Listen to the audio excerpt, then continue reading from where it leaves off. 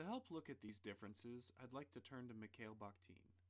Similar to Burke, for him, each word, or what Bakhtin referred to as an utterance in language, didn't have one meaning transferred from one person to the other, like you would imagine the common cold being exchanged. Language was alive in many different ways. Meaning wasn't always guaranteed. Language is not a neutral medium that passes freely and easily into the private property of speakers' intentions. It is populated, overpopulated, with the intentions of others. Language is never unitary. Language lives only in the dialogic interaction of those who make use of it. Dialogic interaction is indeed the authentic sphere where language lives. We've defined ourselves as users of symbols called language, and we've seen examples from Burke that as users of language, we all acquire ways of seeing that mean we also have ways of not seeing. But I think we can acknowledge that while language is never unitary, it is the way we share meaning, or create new meanings with others.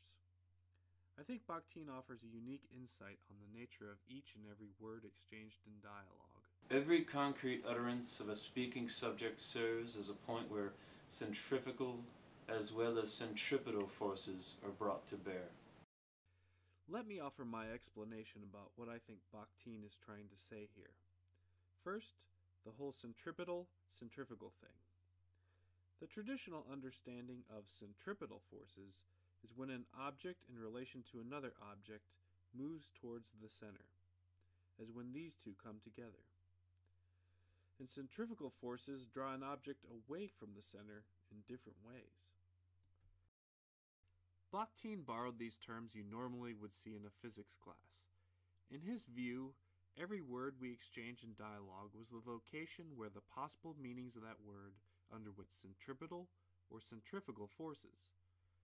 Seeing this struggle is easiest when we're confronted with words that are clearly contentious.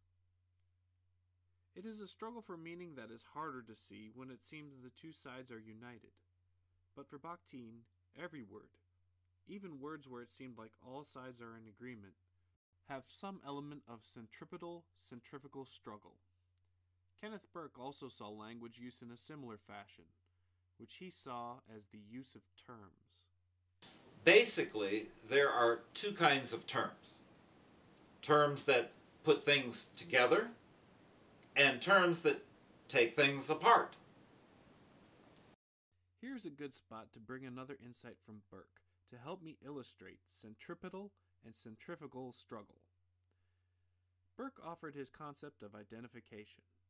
Basically, as I understand it, we use symbols to align ourselves to others, so members of one group can easily identify with each other.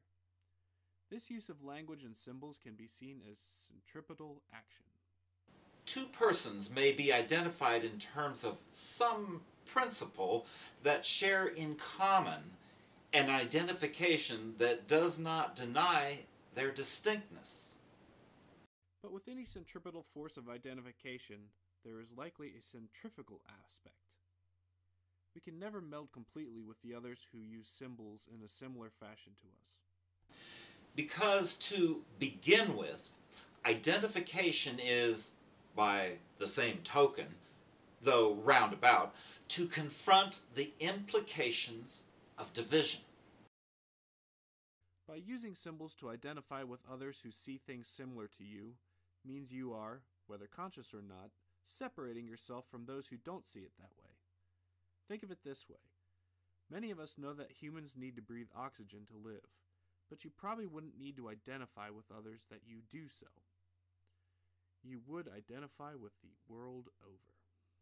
I think many of us find ways to identify with others because, one, it's nice to know we're not alone in how we see things, and two, that over time we learn, sometimes the hard way, that not everyone sees it our way.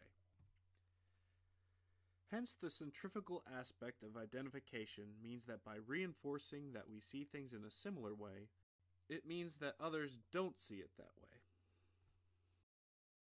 And division can get ugly. But with so many ways to interpret that which we experience, shouldn't our goal be to find a way to make sure our symbols carry one meaning so we can all identify with each other? so that each word carries the same meaning across every time it was heard? If men were wholly and truly of one substance, absolute communication would be of man's very essence.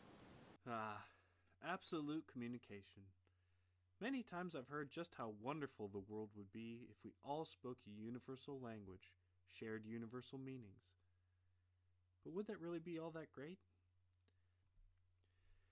I can see where in times of deep division amongst people, that one way of seeing the world would be tempting. But swinging the needle from multiple ways of seeing the world to just one way of seeing, well, it might be more of an odd nightmare scenario like this. Alright, I got one. 2 words.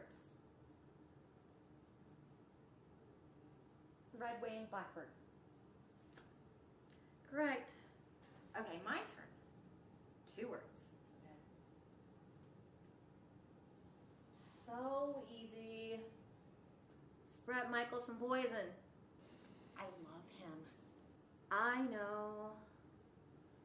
Alright, my turn. 3 words.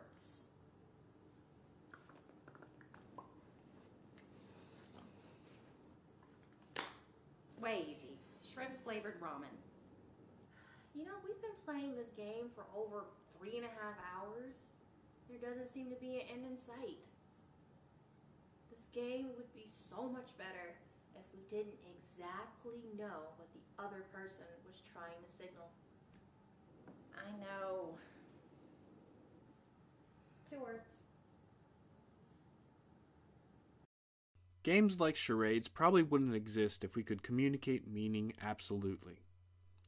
I have no idea what a world of absolute communication would look like. The ability to be one within the minds of others. It would probably be unrecognizable to the way we experience the world today. Actually, I imagine it would be really weird. Maybe it would be better, but how would I ever be able to know? That doesn't mean people in the past haven't sought to find one way to see the world. It is quite possible to imagine and postulate a unified truth that requires a plurality of consciousnesses, one that cannot in principle be fitted into the bounds of a single consciousness, one that is, so to speak, by its very nature, full of event potential, and is born at a point of contact among various consciousnesses. The monologic way of perceiving cognition and truth is only one of the possible ways. And this is just the kind of observation that got Bakhtin in big trouble in his day. If you remember, his view was that dialogue is where many meanings and interpretations interact and possibly create new meanings. Well, even Bakhtin's view of the importance of dialogue wasn't free from centrifugal struggle. In Bakhtin's time, there was a powerful voice who felt that dialogue wasn't the way to go at all. In fact, monologue was the way to ensure everyone understood one meaning, his meaning. Allowing many meanings to intersect in dialogue was not allowed in Joseph Stalin's Soviet Union. Censorship, banishment, execution, all tactics used to maintain a monologue, marginalizing those other voices in a devastating centripetal action.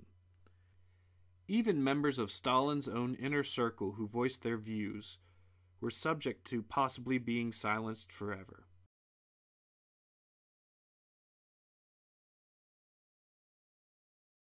But even in groups where one voice seems to dominate, it doesn't seem to dominate forever. We can see differences among the interpretations of members of even the staunchest dictatorships.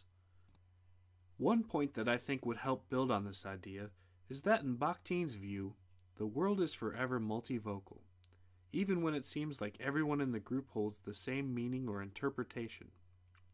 As I understand Bakhtin, a word can never be tied exclusively to a singular meaning held by a single voice.